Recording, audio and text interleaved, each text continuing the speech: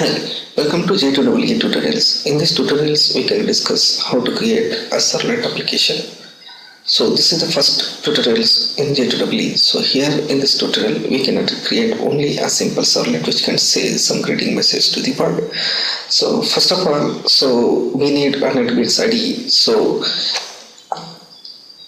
this netbeans IDE is already installed in my computer. So this netbeans IDE is 7.1.1 in version. So in NetBeans you find the project explorer over here. So to create a new project in NetBeans IDE, just right click on the project explorer and go for the new project. So once you navigate to the new project dialog, you will be having a lot of options over here, and you need to choose the Java web to develop the web applications. So Java web, here comes the project. Under that you need to choose the web application and click on the next. So once you click on the next, so your new web application dialog will appear. So under this dialog, so you will be asked for the project name. So the project name should be any name so which you decide. So I'm going to give my first project. So I'm given the project name as my first project. My project location is under E drive. So if you want to, you can change the drive or the location. Anywhere you can put your project, no problem. So it will works fine. So here I'm using a dedicated folder for storing the libraries. So library folder will be by the extension LIP. The library folder will be the LIP, and this project should be the main project. So I'm check this one is this set as main project. So I need to check it. So and then go for next. So here server and settings will come. So server will be the Apache Tomcat 7.0.22.0. So this is the server I had right now. Then I'm going for the Java Enterprise Edition version, Java E6 Web. So this version is enough, and enable context total dependency injection. So this we have to select, and then the context path is this one. So this context path is /my first project is the context path. So what actually this context path we can discuss later in these tutorials. First of all, we can go to the next. And so in this tutorial we are discussing with servlets. So we are not going to do any frameworks. We are not going to use any frameworks at all. So that's why no need to check any frameworks here. So just click on the finish.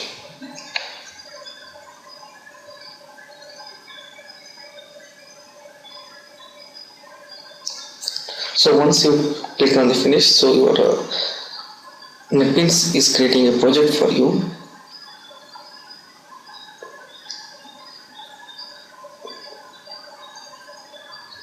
Alright, a project has been created right now.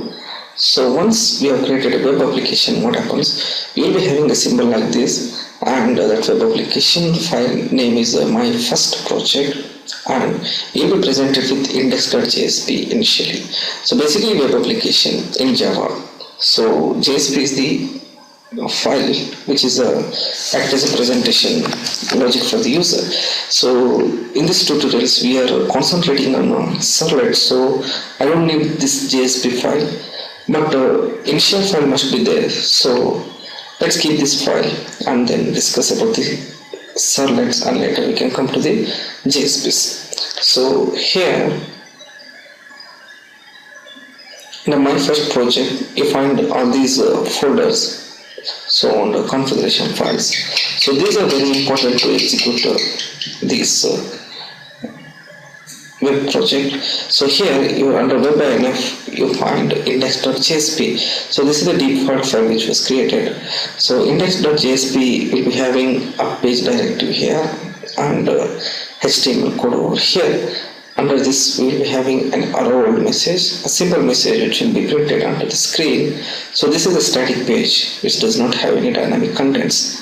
So this page will be executed when we run this application. So before that we can go through this project explorer. Here Web pages is the default page, default directory where our web applications will be stored, like JSP applications, HTML applications, and more. And source package is the default package to store the servlets. And libraries are very much important because this Servlet and JSP uses complete JDK libraries, so JDK libraries are required here. And Apache Tomcat is the having Servlet and JSP APIs and more APIs to work with JDW applications. So this Apache Tomcat and JDK 1.7. So these libraries are very important, and these libraries must be there to work with the JDW applications. And configuration files comes manifest, beans, and context.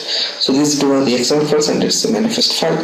And these files are very important. We can discuss about these files in later tutorials, but for now, so we need to have these configuration files. These play a very important role in web applications. So in this one, JSP file is the index.jsp. So servers always look for the index file before executing the web application. So when we execute this web application, the index file will be executed. Either it is index.jsp or it is index.html. No problem, whatever it is, you should have an index page.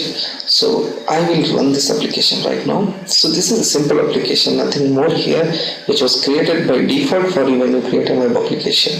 So this to this you can edit and do anything. So right now I will execute this application. Let's see the output.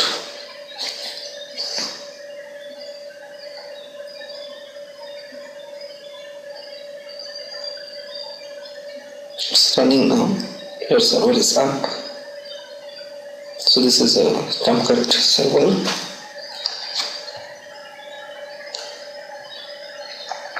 It is running now.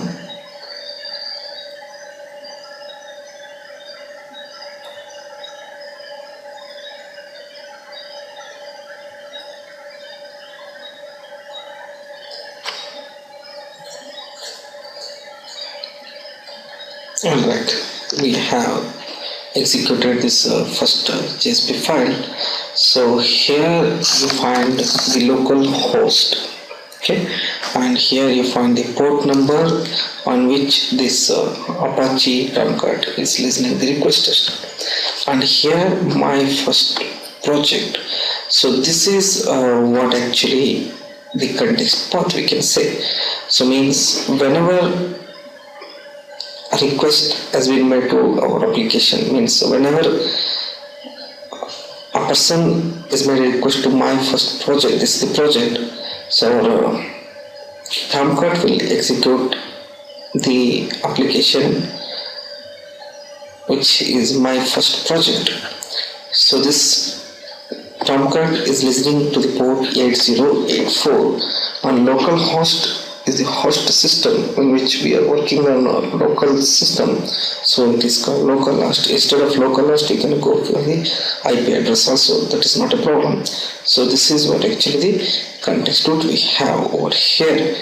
And then this hello world is the message from this tag, so h1 tag. And this is the JSP file which is executed here. So even you can use